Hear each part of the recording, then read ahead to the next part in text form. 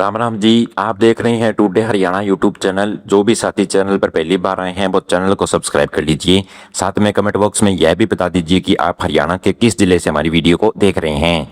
तो आइए आपको बताते हैं आज हरियाणा की 25 बड़ी खबरें। हरियाणा में पिछले काफी दिनों से पड़ रही भीषण गर्मी और उमस से परेशान लोगों को अब जल्दी बड़ी राहत मिलने वाली है। मौसम विभाग ने राज्य के 4 प्रमुख जिलों में तेज बारिश को लेकर विशेष अलर्ट जारी किया है। मौसम वैज्ञानिकों का मुताबिक आज सोमवार से ही प्रदेश में मौसम में बहुत बड़ा बदलाव देखने को मिलने वाला है, क्योंकि मानसून की सक्रियता दोबारा बढ़ने लगी है। मौसम विभाग का अनुमान है कि आने वाली 22 जुलाई तक पूरे प्रदेश में काफी अच्छी ज्यादा बारिश होगी। इसके चलते तापमान में भारी गिरावट दर्ज की जाएगी और लोगों को चिलचिलाती धूप से पूरी तरह निजात मिल जाएगी। महेंद्रगढ़ में स्थित हरियाणा केंद्रीय विश्वविद्यालय ने शैक्षणिक सत्र 2026-27 के लिए एक बड़ा फैसला लिया है। विश्वविद्यालय प्रशासन विभिन्न स्नातकों यानी पीजी पाठ्यक्रमों में खाली बची सीटों को भरने के लिए एक विशेष अभियान चलाने जा रहा है। यह पूरा दाखिला अभियान आगामी 24 जुलाई तक आयोजित किया जाएगा, जिसमें आरक्षित और अनारक्षित दोनों श्रेणियों की सीटों को सीधे प्रवेश दिए जाएंगे। जो भी इच्छुक अभ्यर्थी इस काउंसलिंग प्रक्रिया में भाग लेना चाहते हैं वे आने वाली 22 जुलाई तक अपना ऑनलाइन रजिस्ट्रेशन हर हाल में पूरा कर लें। रेल यात्रियों के लिए उत्तर पश्चिमी रेलवे विभाग की तरफ से एक बेहद शानदार और बड़ी खुशखबरी सामने आई है। रेलवे बोर्ड ने हिसार से पुणे और हिसार से तिरुपति के बीच संचालित होने वाली 2 प्रमुख ट्रेनों को हमेशा के लिए नियमित रूप से चलाने के लिए आधिकारिक मंजूरी मिल चुकी है। विभाग ने इन दोनों ट्रेन गाड़ियों का नया शेड्यूल जारी करते हुए इन्हें परमानेंट नंबर भी अलॉट कर दिया है। अब यह दोनों ट्रेनें किसी त्योहार या विशेष सीजन के भरोसे नहीं बल्कि पूरे साल साप्ताहिक रूप से नियमित रूप से पटरी पर दौड़ेगी। इससे लंबी दूरी का सफर करने वाले मुसाफिरों को सीटों की बुकिंग में बड़ी राहत मिलने वाली है। रोहतक में पत्रकारों से बातचीत करते हुए हरियाणा के पूर्व मुख्यमंत्री और वरिष्ठ कांग्रेस नेता भूपेंद्र सिंह हुड्डा ने मौजूदा सरकार पर जमकर निशाना साधा। हुड्डा ने तीखे शब्दों में कहा कि वर्तमान सरकार में कौन बाबू हैं उन्हें खुद नहीं पता और राज्य में प्रजातंत्र की धज्जियां उड़ाई जा रही हैं। उन्होंने चेन्नत गांव का उदाहरण देते हुए आरोप लगाया कि वहां पर शासन द्वारा 3 बार मलबे या निर्माण को लेकर बड़ा ड्रामा किया जा चुका है। पूर्व सीएम ने दावा किया कि अधिकारी एक तरफ किसी चीज को हटाते हैं तो फिर वहां दोबारा उसको स्थापित कर देते हैं, जिससे जनता परेशान हो रही है। हरियाणा के फतेहाबाद जिले में रोजगार की तलाश कर रहे तमाम युवाओं के लिए जिला रोजगार कार्यालय की तरफ से एक बहुत बेहतर मौका लेकर आई है। प्रशासन द्वारा आगामी 20 से 24 जुलाई तक के विशेष व्यावसायिक मार्गदर्शन सप्ताह का आयोजन किया जा रहा है। इस 5 दिवसीय कार्यक्रम का उद्देश्य बेरोजगार युवतियों को सरकार की विभिन्न जन कल्याण रोजगार योजनाओं को जानकारी देना है। इसके साथ ही विशेषज्ञों द्वारा युवाओं को रोजगार के लिए बेहतरीन विकल्पों और सही करियर में चयन की पूरी सहायता दी जाएगी ताकि वे आत्मनिर्भर बन सकें। फरीदाबाद के बल्लभगढ़ इलाके में लोक निर्माण विभाग यानी पीडब्ल्यूडी ने दस्तक देते हुए बहुत बड़ी ध्वस्तीकरण कार्रवाई को अंजाम दिया। मोहाना एलिवेटेड मार्ग के निर्माण कार्य में लंबे समय से बाधा बन रहे करीब 10 अवैध पक्के निर्माणों को प्रशासन ने बुलडोजर और कर दिया। अधिकारियों के मुताबिक राजस्व विभाग द्वारा जमीन को पूरी तरह नाप जोख करने के बाद इन अवैध कब्जों को हटाया गया है। सड़क परियोजना को समय पर पूरा करने के लिए विभाग ने भारी पुलिस बल की मौजूदगी में इस कड़े एक्शन को पूरा किया है। हरियाणा के सिरसा जिले के तिलोका गांव में एक सिंचाई विभाग के लिए पानी की भारी किल्लत देखने को मिल रही है। स्थानीय किसानों का गुस्सा पूरी तरह फूट चुका है। बड़ी संख्या में एकत्रित हुए ग्रामीण ने नहरी विभाग के खिलाफ जोरदार नारेबाजी करते हुए गहरा रोष प्रकट किया है। प्रदर्शनकारियों किसानों का साफ कहना है कि माइनर के आखिरी छोर पर यानी टेल पर सिंचाई का पानी बिल्कुल नहीं पहुंच रहा है। पानी न मिलने की वजह से इलाके में लगभग 600 एकड़ से अधिक भूमि उपजाऊ के लिए कृषि पूरी तरह प्रभावित हो रही है। किसानों ने चेतावनी दी है कि यदि जल्द ही जल आपूर्ति बहाल नहीं हुई तो आंदोलन और तेज किया जाएगा।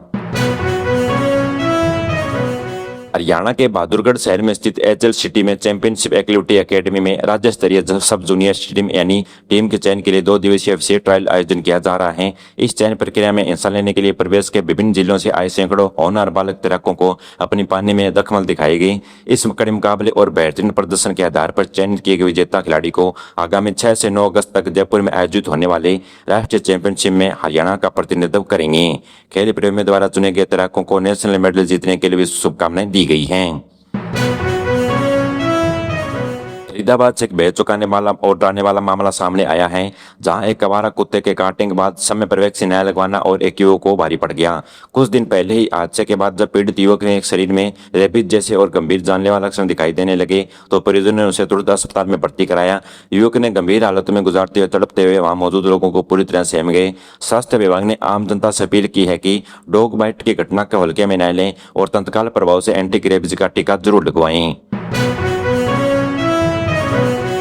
हरियाणा राज्य सरकार ने पर्यावरण संरक्षण और ग्रीन मोबिलिटी को बढ़ावा देने के लिए इलेक्ट्रिक वाहन चार्जिंग इंफ्रास्ट्रक्चर का एक बहुत बड़ा विस्तार करने जा रही है। इस नई कल्याणकारी योजना के तहत प्रदेश के मुख्य शहरी, औद्योगिक और व्यावसायिक क्षेत्रों में कुल 900 नई ईवी चार्जिंग स्टेशन स्थापित करने का लक्ष्य तय किया गया है। सरकार की इस अनूठी पहल में रोज ई वोटिंग को तगड़ा बढ़ावा मिलेगा। वहीं दूसरी ओर वाहनों से होने वाली कार्बन उत्सव में भारी कमी आएगी। अब इलेक्ट्रिक गाड़ियां चार्ज करना बेहद आसान हो जाएगा। हरियाणा सरकार ने पर्यावरण संरक्षण को बढ़ावा देने के लिए एक बेहद शानदार वन मित्र योजना की शुरुआत की है। इस योजना के तहत वन केंद्र 50,000 वन मित्र तैयार किए जाएंगे, जिन्हें सालाना 1,70,000 रुपए तक कमाने का बेहतरीन सुनहरा मौका मिलेगा। प्रशासन ने इस पूरी मुहिम को आसान बनाने के लिए इसे मोबाइल ऐप के जरिए काफी सरल कर दिया है। अब कोई भी आम नागरिक इस योजना से जुड़कर सरकारी, पंचायती या निजी जमीन पर पौधे लगा सकता है और हरियाली बढ़ाने और कमाई करने के लिए एक बहुत अच्छा सरकारी जरिया बन चुका है। भारतीय रेलवे ने एक बड़ा ऐतिहासिक रचते हुए आम यात्रियों के लिए देश की पहली आधुनिक हाइड्रोजन ट्रेन वाली सेवा को अवधित शुरू कर दिया है। यह स्पेशल पर्यावरण अनुकूल ट्रेन हरियाणा के जींद रेलवे स्टेशन से हर सुबह 7:40 पर सीधे सोनीपत के लिए रवाना होगी। रेलवे प्रशासन ने आम जनता की सहूलियत को ध्यान में रखते हुए जींद से सोनीपत का सफर किराया केवल 25 रुपए तय किया है। यह इको फ्रेंडली ट्रेन सप्ताह में 6 दिन पटरियों पर दौड़ेगी, जबकि शुक्रवार को इसका संचालन नहीं किया जाएगा। हरियाणा के रेवाड़ी जिले में इस बार एक बार 10 पुराना रिकॉर्ड तोड़ दिया है गर्मी ने, जहां 2016 के बाद जुलाई का महीना सबसे ज्यादा गर्म दर्ज किया गया। चालू महीने के शुरुआती 18 दिनों में पूरे 10 दिन तक यह पारा 37 डिग्री के पार रहा, जिससे चिलचिलाती धूप और भारी उमस ने लोगों का जीना बेहाल कर दिया है। इस भीषण गर्मी के कारण जिले में अचानक बिजली की मांग भी 20% तक भारी उछाल बढ़ चुकी है। अत्यधिक लोड बढ़ने की वजह से बिजली सप्लाई का सिस्टम पूरी तरह हाँफने लगा है और विभिन्न क्षेत्रों में अघोषित कट लगने शुरू हो चुके हैं। हरियाणा के बहादुरगढ़ विधानसभा क्षेत्र में निर्वाचन विभाग द्वारा एक विशेष और गहन वोटर लिस्ट पूर्णीकरण अभियान चलाया जा रहा है। इस प्रशासनिक मुहिम के तहत मतदाता सूची से करीब 40,000 से अधिक संदिग्ध नामों को हटाए जाने की एक बड़ी संभावना जताई जा रही है। इस छंटनी सूची में मुख्य रूप से मृत हो चुके, दूसरे शहरों में शिफ्ट हो चुके और लंबे समय से गैर इज्जत चल रहे वोटर शामिल हैं। हालांकि विभाग ने आम जनता को अपने सही दस्तावेज या प्रमाण पत्र जमा कराने के लिए आगामी 24 जुलाई तक अंतिम मौका दिया है। प्रधानमंत्री नरेंद्र मोदी ने हरियाणा के विकास को गति देने के लिए कटरा एक्सप्रेस पर एक महत्वपूर्ण हिस्से का भव्य उद्घाटन कर दिया है। इस नई सड़क परियोजना के शुरू होने से अब बहादुरगढ़, गुरुग्राम और देश के विभिन्न राजधानी दिल्ली के बीच आने जाने वाहन चालकों को सफर पूरी तरह जाम मुक्त हो सुगम हो जाएगा। यह आधुनिक एक्सप्रेस से सीधे URT 2 यानी अर्बन टाउन रोड से जुड़ने जा रहा है। इस बेहतरीन कनेक्टिविटी का सबसे ज्यादा फायदा आम यात्रियों को होगा। अब दिल्ली पहुंचने के लिए केएमएम यानी कुंडली मानेसर पलवल एक्सप्रेस वे लंबा चक्कर काटने की जरूरत नहीं पड़ेगी। गुरुग्राम के पोस्ट इलाके में DLF फेज 4 में जिला नियोजन टीम ने एक बहुत बड़ा और कानूनी कार्रवाई की है। पंजाब एवं हरियाणा कोर्ट के सख्त निर्देशों का पालन करते हुए विभाग ने रिहायशी इलाके में नियमों के खिलाफ चल रही 10 व्यावसायिक इमारतों को पूरी तरह सील कर दिया। इन व्यावसायिक आवासों में बिना किसी वैध अनुमति के रूप से PG, जिम और कमर्शियल क्लिनिक संचालित किए जा रहे थे। प्रशासन की इस अचानक हुई व्यावसायिक कार्रवाई के बाद इलाके में अवैध निर्माण और प्रॉपर्टी डीलरों में भारी हड़कंप मच चुका है। हरियाणा के झज्जर जिले में बहादुरगढ़ के नागरिक अस्पताल में स्थानीय मरीजों के लिए स्वास्थ्य सुविधाओं से जुड़ी बहुत शानदार खबर सामने आई है। स्वास्थ्य महानिदेशक के आधिकारिक मंजूरी मिलने के बाद अब सरकारी अस्पताल में मरीजों के लिए डेंटल ट्रीटमेंट की सुविधा पूरी तरह बहाल कर दी गई है। इस नई सेवा के शुरू होने से अब गरीब और जरूरतमंद परिवारों को टेढ़े मेढ़े दांतों को ठीक कराने के लिए PGI या निजी अस्पतालों के चक्कर नहीं काटने पड़ेंगे। सरकारी दफ्तर पर यह इलाज बेहद कम खर्च में सुलभ हो जाएगा।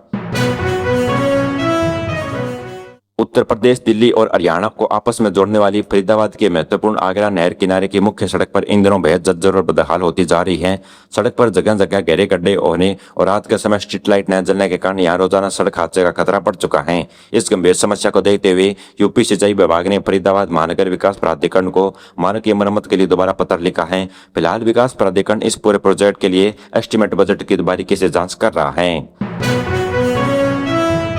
हरियाणा के करनाल जिले में स्थित कुंजपुरा सरकारी गेहूं गोदाम में करोड़ों के अनाज का गमन का एक भेद चुकाने वाला और बड़ा घोटाला उजागर हुआ है। खाद्य एवं आपूर्ति विभाग के हालिया जांच रिपोर्ट में सामने आया कि गोदाम में कुल 9951 बोरी की गेहूं कट्टे पूरी तरह गायब हो चुके हैं। रिकॉर्ड के मुताबिक विभाग को यह कुल 16,335 बैग का भारी नुकसान पहुंचा है, जिसकी कुल बाजार में कीमत 4.5 करोड़ रुपए आंकी गई है। इस महा घोटाले की गाज से विभाग रिटायर्ड इंस्पेक्टर अशोक शर्मा पर गिरी है, जिन्होंने जांच की टीम में प्रमुख दोषी को ठहराया है।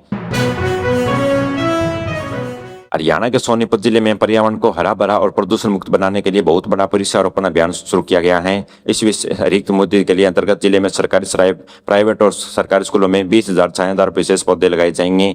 इस शानदार कार्यक्रम को सफल बनाने के लिए विविध सेवा प्राधिकरण और शिक्षा विभाग ने संयुक्त रूप से हाथ मिलाया है।